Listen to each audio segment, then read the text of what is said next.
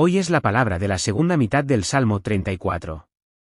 El texto de hoy habla de la proclamación del Evangelio del Mesías Jesús después de su resurrección. También habla del sufrimiento del Mesías Jesús, quien es el justo, y de la salvación de Dios al respecto. Y también habla del juicio sobre aquellos que se oponen al Mesías Jesús y del perdón de los pecados para aquellos que reciben al Mesías Jesús. Entonces, ¿cómo lo dice? Hoy queremos aprender sobre esto y compartir la gracia. Primero, el texto de hoy habla de la proclamación del Evangelio del Mesías Jesús después de su resurrección. En el Salmo 34, 11-14 del texto de hoy. Venid, hijos, oídme, el temor de Jehová os enseñaré, ¿quién es el hombre que desea vida? ¿Que desea muchos días para ver el bien? Guarda tu lengua del mal, y tus labios de hablar engaño. Apártate del mal, y haz el bien, busca la paz, y síguela, está diciendo. Venid, hijos, oídme, el temor de Jehová os enseñaré. Aquí, hijos, significa, hijos, refiriéndose al pueblo de Dios elegido por Dios desde antes de la eternidad. Además, aquí la primera persona, yo, se refiere al Mesías Jesús, quien vendría a esta tierra vestido en un cuerpo de carne, moriría derramando su sangre en la cruz, sería sepultado en la tumba y luego resucitaría. Es decir, está diciendo que en el futuro, cuando el Mesías Jesús venga a esta tierra en un cuerpo de carne, muera derramando su sangre en la cruz, sea sepultado en la tumba y resucite, enseñará el temor de Dios al pueblo de Dios elegido por Dios desde antes de la eternidad. Él enseñará qué es realmente temer a Dios y cómo se debe temer a Dios. Entonces, ¿qué es realmente temer a Dios? Temer a Dios es, ante todo, creer que Dios existe. No es que Dios no exista, sino creer que Él es alguien que realmente vive y actúa. También es creer que Dios envió a su Hijo unigénito y lo hizo morir derramando su sangre en la cruz para salvarme. A mí, que no tengo más remedio que morir eternamente debido al pecado. No, es vivir eliminando todos los pecados mediante la fe en los méritos de la sangre de Jesús de Cristo, siendo llamado justo gratuitamente, convirtiéndose en pueblo de Dios, alabando y exaltando a Dios. Además, no solo eso, sino creer que Dios creó este mundo y todo este universo, y que gobierna todo lo creado según su voluntad.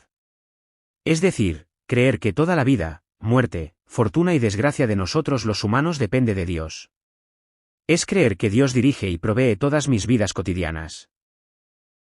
En otras palabras, es creer que el hecho de que yo esté sano es porque existe la dirección y provisión de Dios. Y también creer que el hecho de que yo no esté sano está bajo la soberanía de Dios y el permiso de Dios. No, es reconocer y creer que todo en mi vida está en la palma de la mano de Dios.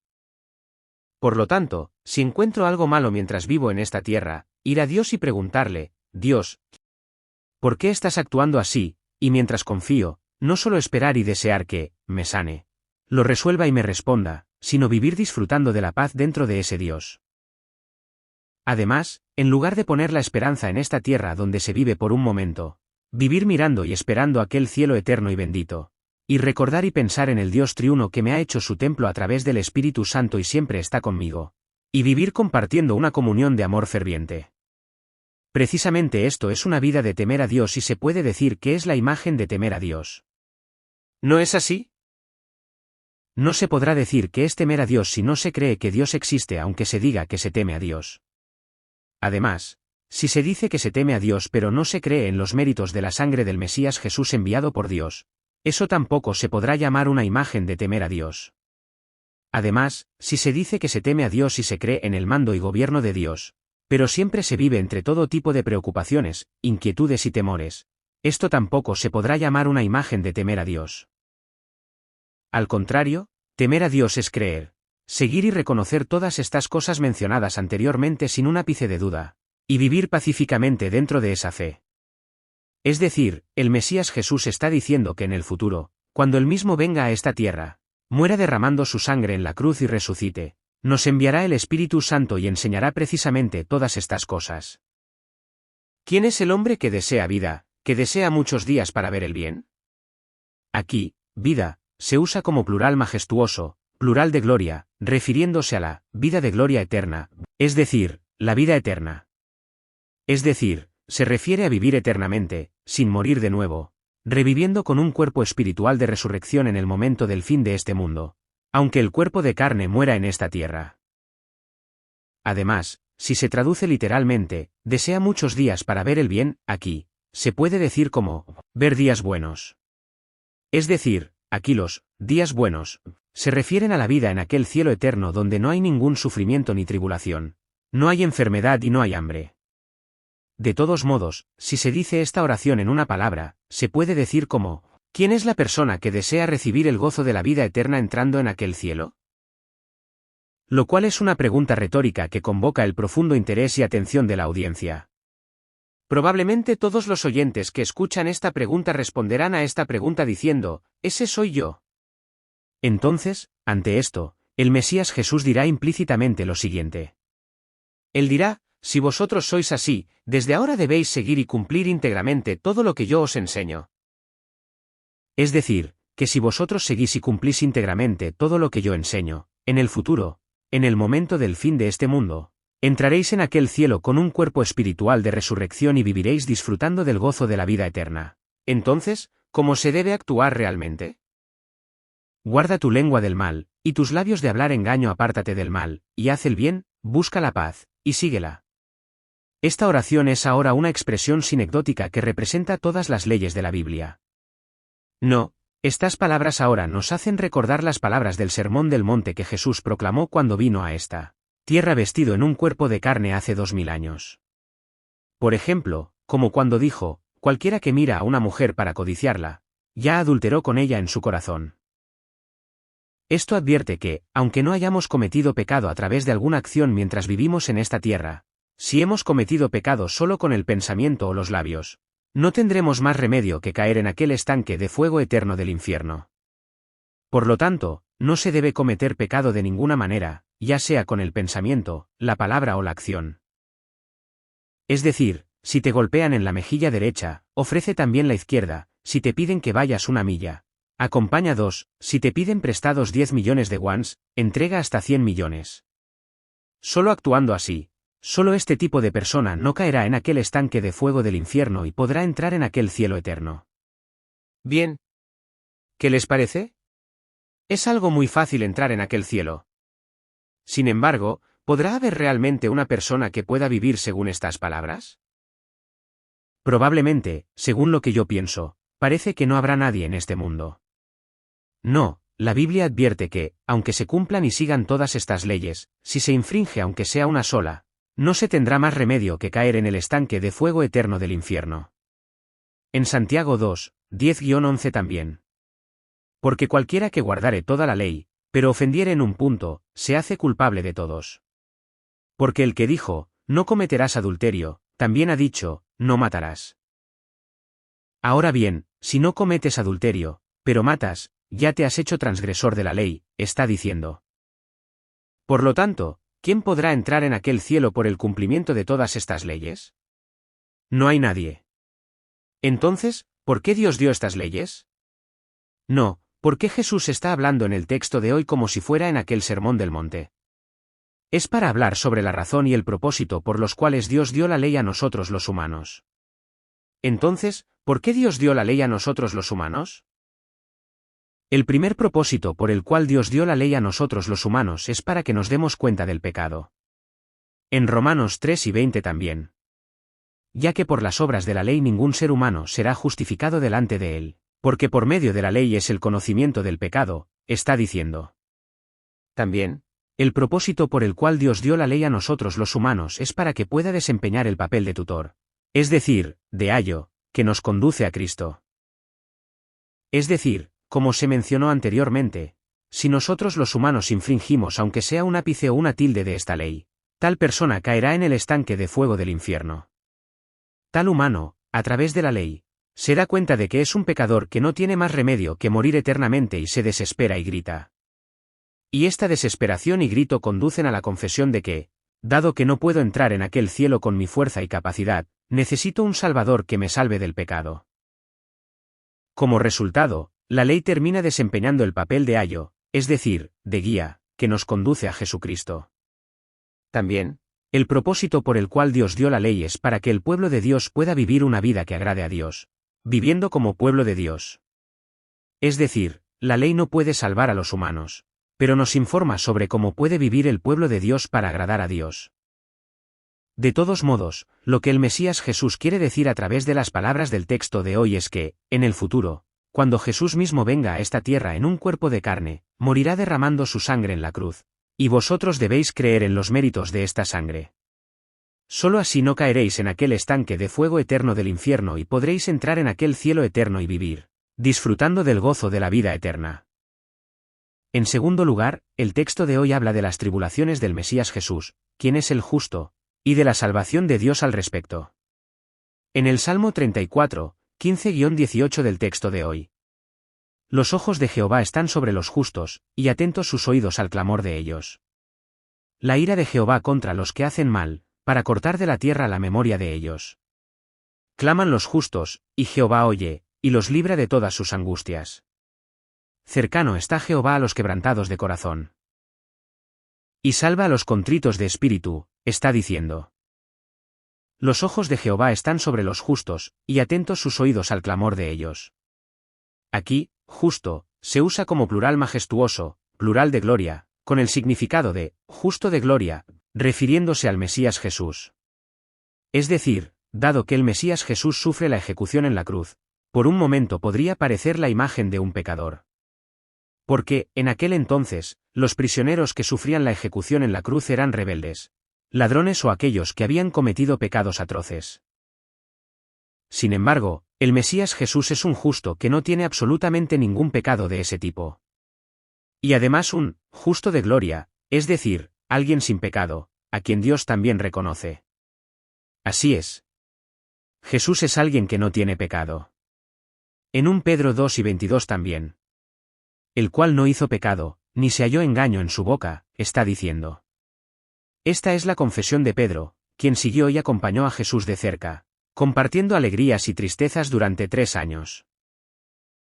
A los ojos de tal Pedro, Jesús era alguien justo, que no tenía absolutamente ningún pecado, aunque se buscara un defecto no se podía encontrar, y que no se apartaba ni un poco de la palabra de Dios. Pablo también en 2 Corintios 5:21. Al que no conoció pecado, por nosotros lo hizo pecado, para que nosotros fuésemos hechos justicia de Dios en él, está diciendo. Pablo también presenta a Jesús como aquel que no conoció pecado. Es decir, Jesús es aquel que no conoció pecado, es decir, alguien justo, sin pecado y sin mancha. Además, se puede ver que incluso el gobernador romano Pilato, quien condenó a muerte a Jesús, declaró hasta 3 veces hacia Jesús, no hallo en él ningún delito. No, Jesús es alguien que no tiene pecado por naturaleza desde su nacimiento. Dado que todos nosotros los humanos somos descendientes de Adán, no podemos escapar del pecado original que se nos imputa desde Adán. Sin embargo, dado que Jesús vino a esta tierra a través del cuerpo de la Virgen María mediante la concepción del Espíritu Santo como simiente de la mujer, se puede decir que Él es alguien libre del pecado original y que está completamente fuera de la influencia de ese pecado. De este modo, Jesús es alguien justo, que no tiene absolutamente ningún pecado. No, precisamente porque Jesús vino como simiente de la mujer a través de la concepción del Espíritu Santo y vivió, sin ningún pecado en esta tierra, pudo llevar a cabo tal ministerio de expiación por los pecados de otras personas. Si no hubiera sido así, y si Jesús hubiera tenido aunque sea un poco de algún pecado, esa muerte en la cruz habría sido solo una muerte por su propio pecado y no habría podido expiar los pecados de otras personas. Es decir, se puede decir que la muerte de Jesús en la cruz es que alguien que no tiene pecado cargó en su lugar con el madero de la cruz que nosotros los pecadores, que legítimamente no tenemos más remedio que morir eternamente, deberíamos haber cargado, compartiendo así con nosotros una justicia gratuita. Además, aquí, ellos, se usa como plural majestuoso, plural de gloria, con el significado de el de gloria. De todos modos, estas palabras significan que aunque todas las personas alrededor de esa cruz traten al Mesías Jesús como si fuera un pecador, lo ignoren y lo desprecien, Dios no solo reconocerá al Mesías Jesús como el justo de gloria, que no tiene pecado, sino que sus ojos y oídos se centrarán por completo en el Mesías Jesús y su clamor. La ira de Jehová contra los que hacen mal, para cortar de la tierra la memoria de ellos. Aquí, el rostro de Jehová, traducido como ira en la versión citada, se usa con el significado de ira, oposición y juicio. Normalmente, en la Biblia, el rostro de Jehová se usa como un canal de gracia o paz. Sin embargo, aquí, por el contrario, muestra la firme voluntad y determinación de Dios de que no tolerará el pecado de ninguna manera y que, ciertamente lo juzgará. Además, aquí, los que hacen mal, se refiere en primer lugar a los líderes religiosos de Jerusalén y a los soldados romanos que mataron al Mesías, Jesús clavándolo en la cruz, oponiéndose a él y persiguiéndolo. Sin embargo, en última instancia, se refiere a todas las personas que ignoran y desprecian al Mesías Jesús durante los últimos 2000 años de historia cristiana, y hasta el momento del fin de este mundo. Además, aquí, cortar de la tierra la memoria de ellos, representa la firme voluntad de Dios y el temor del juicio de borrar de la tierra incluso el rastro de su existencia. Sin embargo, estas palabras se usan ahora de manera sinecdótica, representando todos los castigos del juicio de Dios sobre los malvados. Es decir, el juicio de Dios sobre estos malvados no será solo en esta tierra, sino que incluso después de morir, no podrán entrar en aquel cielo nuevo y tierra nueva, y caerán en aquel estanque de fuego eterno del infierno. Claman los justos, y Jehová oye, y los libra de todas sus angustias. Cercano está Jehová a los quebrantados de corazón, y salva a los contritos de espíritu. El justo, aquí también se usa como plural majestuoso, plural de gloria, refiriéndose al Mesías Jesús. Además, aquí, todas sus angustias, se usa con el uso continuo y redundante del plural majestuoso, plural de gloria, por lo que se puede decir como, la tribulación de gloria completa de el de gloria. Por supuesto, aquí, el de gloria, se refiere al Mesías Jesús, y la tribulación de gloria completa, se refiere a la muerte en la cruz y a ser sepultado en la tumba. Entonces, ¿por qué la muerte en la cruz del Mesías Jesús y su sepultura en la tumba pueden ser una tribulación de gloria completa? Porque es el evento donde el plan de salvación de Dios, establecido desde antes de la eternidad, finalmente se cumple y se realiza. No, es porque es el evento que resuelve eternamente el problema del pecado que cargamos los humanos. No, es porque es un evento asombroso donde la sabiduría, la justicia, el amor, el sacrificio y la gloria de Dios son testificados y proclamados grandemente.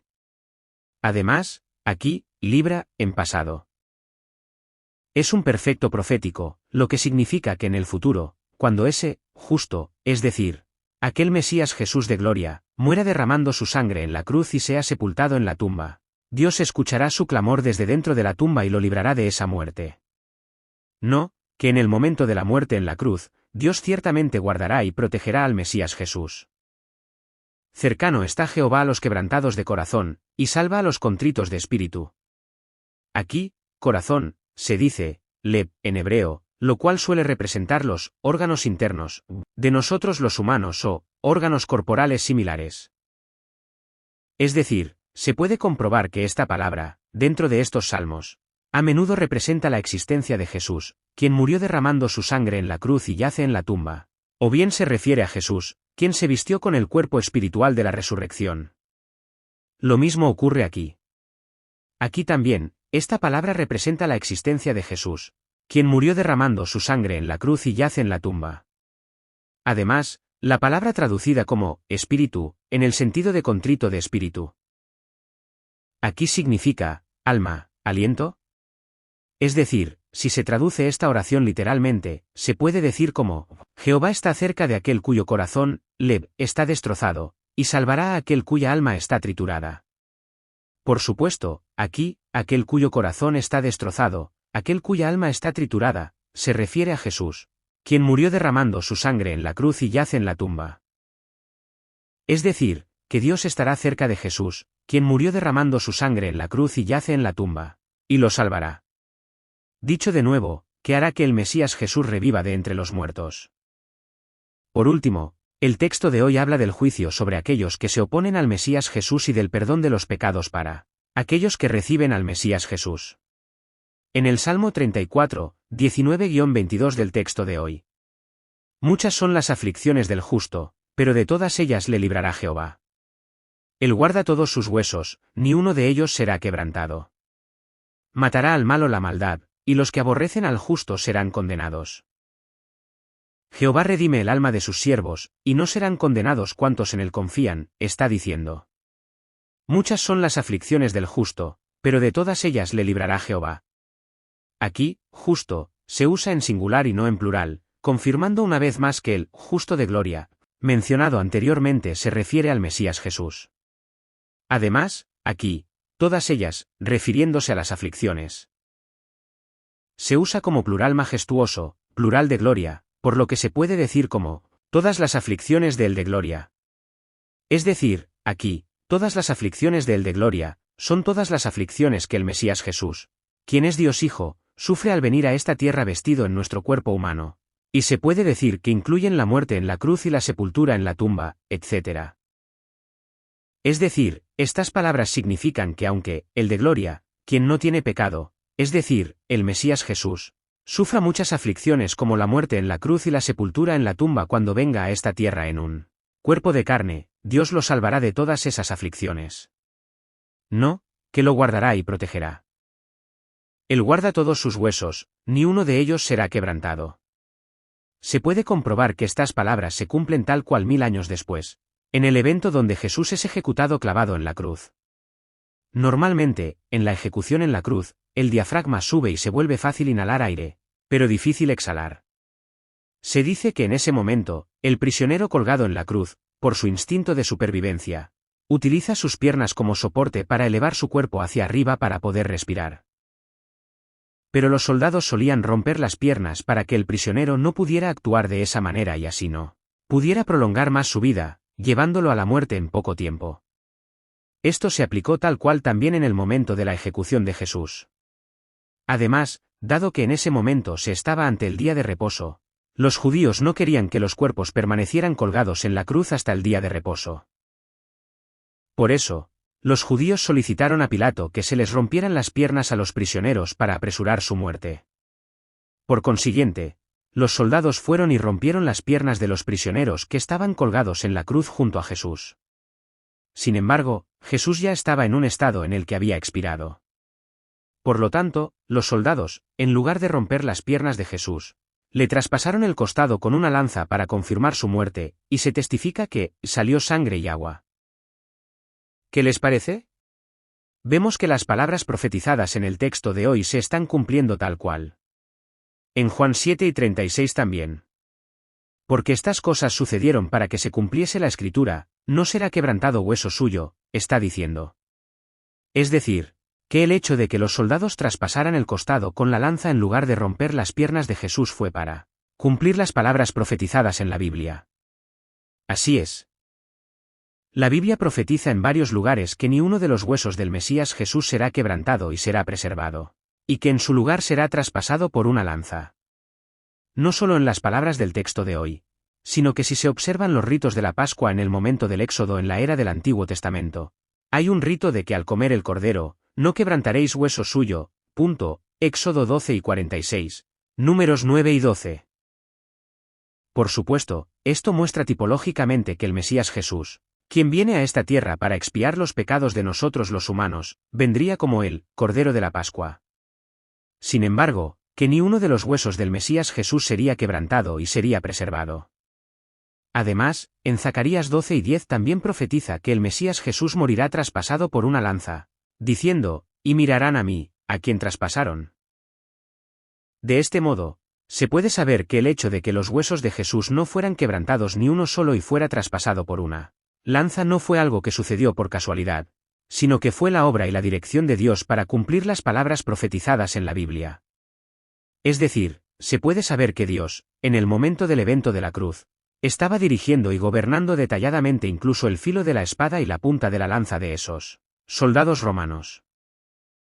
No, esto testifica que la muerte de Jesús en la cruz y su sepultura en la tumba fueron cosas que sucedieron dentro de la providencia soberana y el gobierno de Dios. Y también testifica que Jesús es el Mesías que vino a esta tierra dentro del plan de salvación eterno de Dios, y que es el Cordero de la Pascua. Matará al malo la maldad, y los que aborrecen al justo serán condenados. Jehová redime el alma de sus siervos, y no serán condenados cuantos en él confían. Sin embargo, muchas personas, en lugar de aceptar y creer en el Mesías Jesús, más bien se opondrán a él, lo ignorarán y lo despreciarán.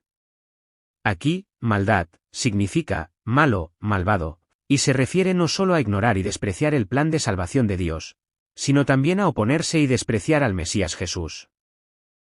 Además, aquí, matará, Es una expresión sinecdótica que representa todos los castigos que sufrirán todos los malvados que se oponen y desprecian al Mesías Jesús. Es decir, que Dios ni siquiera estará con tales malvados, ni escuchará sus oraciones, y hará que esos malvados vivan entre todo tipo de dolores y sufrimientos en esta tierra, y que después de morir, caigan en la muerte eterna, en el estanque de fuego del infierno. Además, aquí, justo, se refiere al Mesías Jesús, quien murió derramando su sangre en la cruz para salvarnos a pesar de que no tenía absolutamente ningún pecado. Es decir, que todos aquellos que aborrecen y odian al Mesías Jesús, todos ellos sufrirán el castigo. Dicho de otro modo, que caerán en la muerte eterna, en aquel estanque de fuego eterno del infierno. Jehová redime el alma de sus siervos, y no serán condenados cuantos en él confían. Aquí, sus siervos, se usa como plural majestuoso, plural de gloria, con el significado de, su siervo de gloria, refiriéndose al Mesías Jesús. Además, aquí para, redime, se utiliza la palabra hebrea, pada. Normalmente, esta palabra significa pagar un rescate correspondiente para liberar a un esclavo o un prisionero.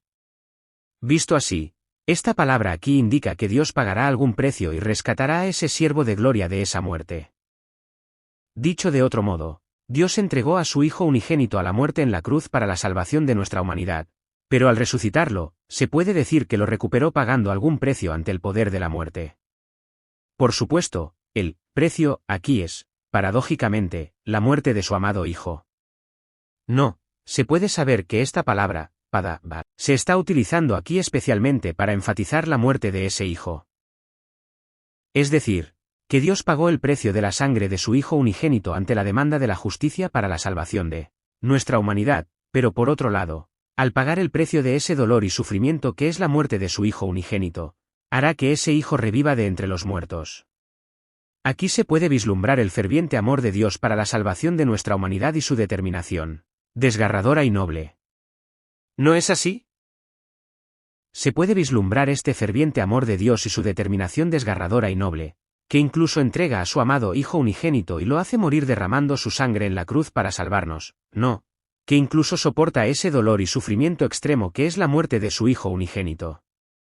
Además, aquí, cuantos en él confían, traducido como, los que se refugian en él. Son, los que se refugian en su siervo de gloria, refiriéndose a los que creen en los méritos de la sangre de Jesús de Cristo. Es decir, que quienquiera que sea el que crea en los méritos de la sangre de Jesús de Cristo, no sufrirá el castigo. Dicho de nuevo, que en el momento del juicio de Dios, no caerá en aquel estanque de fuego eterno del infierno, sino que entrará en aquel cielo eterno. Él guarda todos sus huesos. Jesús. Gracias. Se lo agradezco. Le amo. Le doy gracias por la gracia y el amor del Señor que vino a esta tierra dentro del asombroso plan de salvación de Dios y nos salvó al morir derramando su sangre en la cruz. Denos la bendición para que, mientras vivamos en esta tierra, podamos ser quienes testifiquen y presuman de esta asombrosa gracia y amor cada día. Oro bendiciendo en el nombre de Jesús. Amén.